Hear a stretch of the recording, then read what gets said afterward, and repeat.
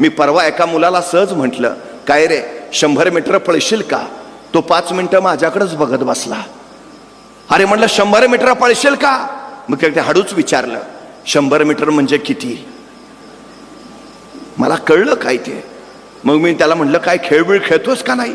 म्हटलं सगळे खेळ खेळतो, क्रिकेट खेळतो, फुटबॉल खेळतो, हॉलीबॉल खेळतो, बॅडमिंटन खेळतो. म्हटलं मग एवढे सगळे खेळ खेळतो, दिवसभर मैदानावरच असतोस का काय?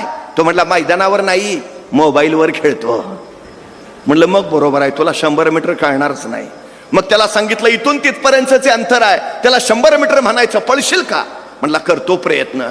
आता तुला काय 5 किलोमीटर सांगतोय का? 100 मीटर करतो ना प्रयत्न. बरं म्हटलं मला सांग, हे 100 मीटर अंतर पार करायला तुला किती वेळ लागेल? तो 5 मिनिटं माझ्याकडेच बघत बसला. अरे सांग ना किती वेळ लागेल? मग हळूच म्हटला, 5 मिनिटं तरी लागतील.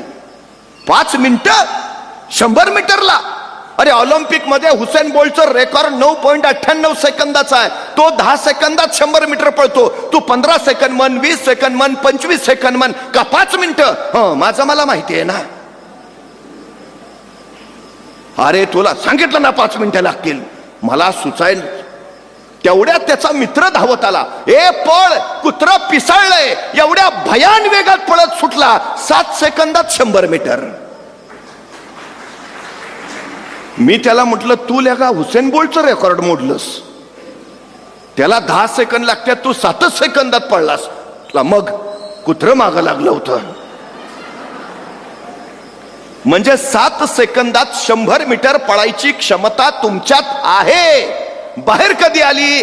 संकट आलं तेव्हा. मग संकट चांगली आहेत का वाईट आहेत? चांगली आहेत.